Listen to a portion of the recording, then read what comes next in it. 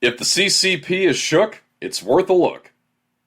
Sight tells the life story of Dr. Ming Wang, a Chinese immigrant who survived life during his country's Cultural Revolution. He fled the communist reign of China to go to America and become a trailblazing eye surgeon, and in 2007, he faced his most personal mission ever, trying to restore sight to a young girl from India who was deliberately blinded by her stepmother. This movie comes to us from Angel Studios, who over the last year have really gotten in business making legit quality content. Sound of Freedom was one of my top films of 2023, and Cabrini from earlier this year was also really good. I didn't care for the shift very much, but I still respected the ambition. Sight is a moderately good effort from Angel Studios. It's not a masterpiece of drama or filmmaking, but it's an inspiring film worth watching once. It inherently has merit just based on the subject matter. Life for Chinese citizens doesn't often get exposure in film, and it's very obvious why, and I'll talk more about that in a minute. The movie shifts back and forth from Dr. Wang's life as an American doctor and his years growing up in China, effectively depicting the torments that he, his family, and his childhood sweetheart were all put through, and even interestingly, some ways that those traumatic memories help him in his quest to restore this young girl's vision. While the movie handles both timelines effectively, the problem is the way they're edited with one another. If you're going to show us events in a non-chronological order, there should be rhyme and reason to the flashing back and flashing forward.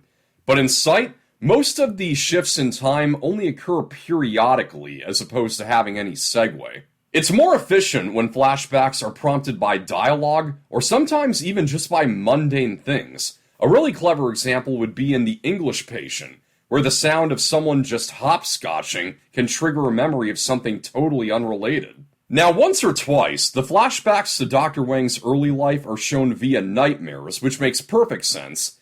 And once we see a memory of his where his father locks him in a closet to evade the revolutionary activists, and while in there, he sees a human fetus inside of a laboratory jar. A cruel image, but the memory gives him a eureka moment, realizing how amniotic membrane could help make this breakthrough treatment.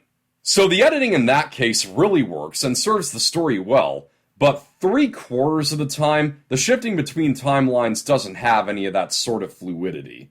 Also, some of the fade-in and fade-out transitions within a single timeline are a bit amateurish, and make the movie feel ever so slightly Hallmarky.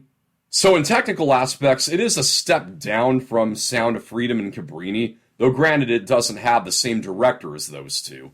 This one is helmed by Andrew Hyatt, who previously did Paul, Apostle of Christ, which I didn't love, but I do think it was technically a slightly better made film than Sight. The acting does far exceed a Hallmark movie, though. Dr. Wang is played by Terry Chen, an actor I recognize from barely anything else. He did play Ben the Rolling Stone guy in Almost Famous, but you'll notice that his filmography over the last few decades consists mostly of unnamed extras, like Team Member Number 2 in Godzilla, or Technician in Elysium, or Operations Guy in Cabin in the Woods. So it appears as though a lead role is at least relatively new for him, and he really shows what he can do here. The moments where he breaks down really hit hard. And it's got a strong supporting cast, including Greg Kinnear as Dr. Wang's assistant, who offers a bit of natural and never overbearing comic relief. Of course, Greg Kinnear is always a gem. Even if the movie is mostly mediocre like The Last Song, he'll always bring something to it. Now, I have to mention a pet peeve of mine that I've had with each of these films from Angel Studios. The credits always roll with the lead star, or in this case the real-life figure, asking the audience to buy someone else's ticket to the movie through the Pay It Forward campaign. They've been doing this ever since Sound of Freedom, and at least with that movie, it made some sense to me because it dealt with an important topic that people tend to shy away from. But now it just feels like, well, it worked so well for Sound of Freedom, let's just keep doing it from now on. Even Journey to Bethlehem did it, and that's not even Angel Studios. I mean, come on, Sound of Freedom grossed $250 million. You think that's enough to fund the next 10 of your movies?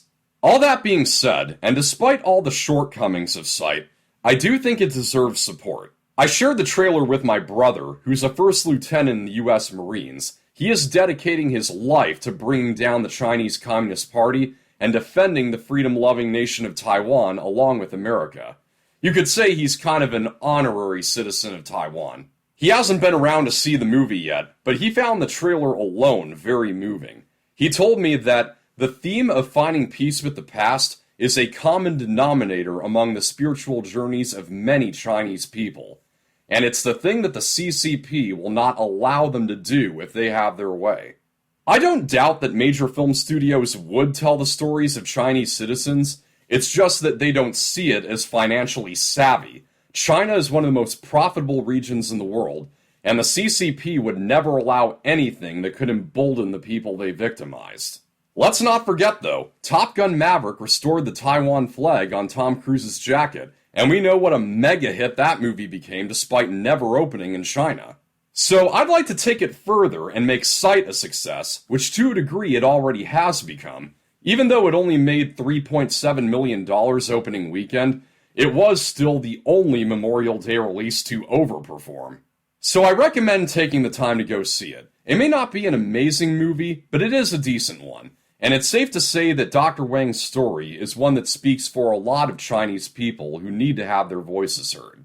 Scoring on the Factor Facts, I will give Sight a 63%.